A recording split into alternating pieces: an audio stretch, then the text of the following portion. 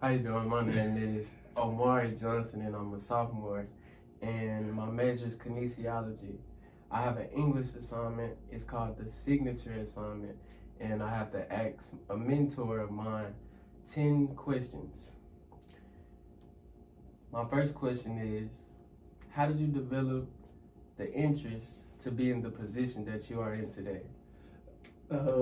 So kind of just fell into the position. I was en route to get my doctorate, and I got in contact with somebody who they told me that they needed a freshman advisor, an enrollment completion advisor. So I did that for about a year, and after I did that, then Dr. Burrows, who was the department chair at this department at the time, he came to me. He said he was interested in me becoming his advisor for the health kinesiology department. Great, great. Um, Another question I have for you is, what do you consider your current or next challenge? My next, honestly, my challenge has been getting this doctorate. It's just a long process. It's tedious. There's times where you don't want to do it anymore, but I'm close to the end. I have nothing but my dissertation left to do, and it's just writing. And so I'd say that's my biggest, like, I guess, school work challenge I'm facing right now. Hmm. Definitely, while being closer to the end, you would have those moments. I agree. Mm-hmm. My third question I have for you, sir, is how do you view your role in influencing? Um, my role in influence, and I guess I'd say my role is just important in general because I have the opportunity to kind of guide students in their path, and so it's extremely serious because you come to me, you might not know what you want to do, and so I'm here to try and open up as many doors for you as possible, but also find the ones that we need to shut. And because you're not interested in going that way, so we got to make sure that we go the right way, and then we got to lay out a plan so that you can stay down the path. And we got to meet every semester. So I got to stay up to date with what I know and what's going on in the field, but also I got to stay up to date with you and make sure you know what's available to you going forward. Yes, sir. Yes, sir. Staying up to date is very critical. I should say, yes, sir. My fourth question I have for you is, who were the pivotal role models or mentors in your journey? Are you talking about personally, or are you talking about like work wise? You can say personal or work wise. It's up to you, but I I would work wise. Work wise, uh, shoot. I guess I'd say Dr. Reynolds, who was the department chair here before.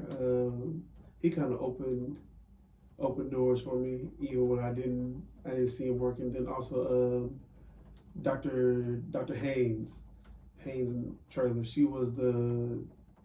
She's my dissertation chair, and she's kind of held my hand in some difficult times. Yes, sir.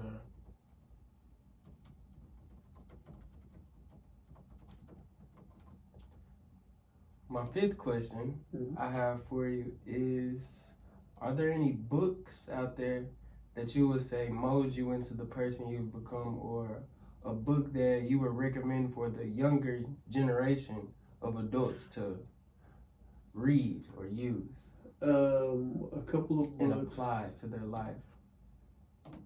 Couple of books that I would say actually I don't have it behind me right now, but one of the books that I read every so often is it's called Landmines in the Path of a Believer, and it's about the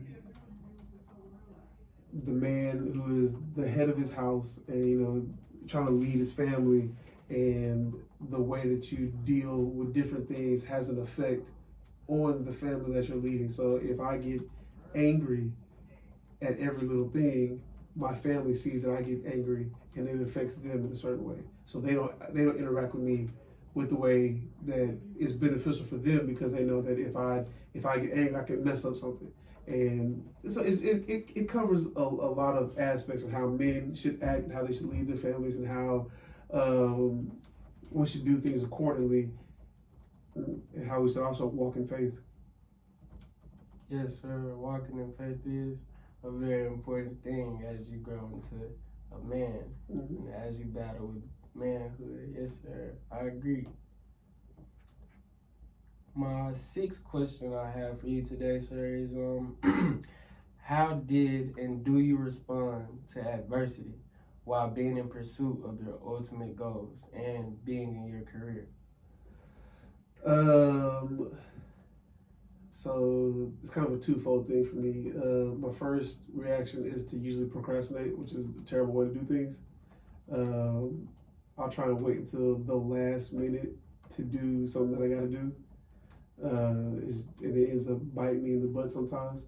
But the second part of it is, I know that when my back is against the wall, that's when I perform the best. So I guess procrastinate until there's nothing that I have to perform, and then that's when the lights is bright and I perform the best. I'm not telling you to do things like that, man, because it's a terrible way to get things done. But for me, it's gotten things done a lot of times. Yes, sir. My next question I have for you in this interview is has your career facilitated social growth, as in community outreach or cultural engagement? When I say social growth, I'd say yeah, because through the department we do community outreach stuff. We do a fund run. We do toy drives. We do canned goods drive. We do blood drives. So I would definitely say that socially we're doing a lot of great things for TSU as a whole, and then also the community just in general. yes, sir, I agree. The very next question we have today is: do you feel as if a college degree was essential for your career, or could you have achieved similar advancements without your degree, without it? In my role right now, you do have to have a college degree, but I'm not going to sit here and tell you that a college degree is necessary for every single thing that you want to do. I would always say, especially in today's climate, there's going to be a lot of people that try and discourage you from getting a college degree. I would say, like I said, college degrees are very beneficial because it shows that you're able to learn. It shows that you're able to focus and stay oriented to a certain task. But also, college is not for everybody. And there's some people who, they need trades, welders, plumbers, stuff like that, like in electricians. And I would say, if you know that college, or if you get the feeling that college is not for you, it's okay to explore other options, because schools ain't going nowhere right now. Yes, sir. Yes, sir. Yes, sir. I agree. What are some habits that you would say the younger generation should pick up if they want to be successful in life as it is, rather than just school or going through the motions? I would say two things. Read books. Read books. I don't remember who said it, but somebody said, if you want to hide something from an African American, put it in a book.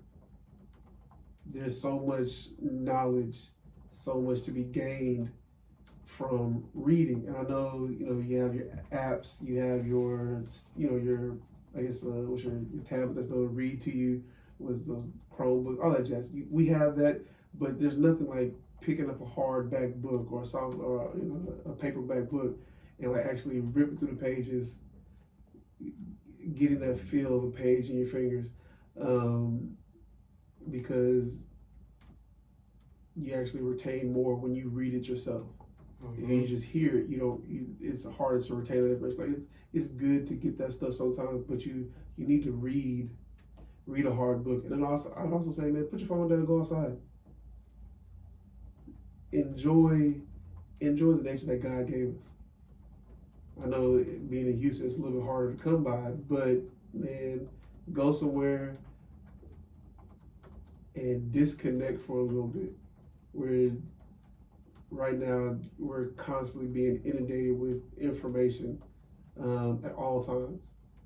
Your phone gives you a certain feed, your computer gives you a certain feed, TV gives you certain this. All this stuff is constantly pouring into your body, man. You need to get away from that. Distractions. Yeah, get away from those distractions, man. Let your mind and your eyes rest for a little bit.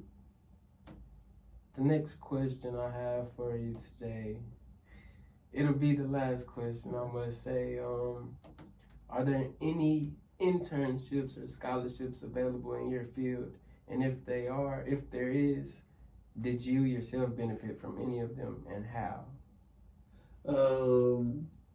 Higher education as a whole, there are scholarships and internships to be had, but you gotta go seek them, you gotta go find them.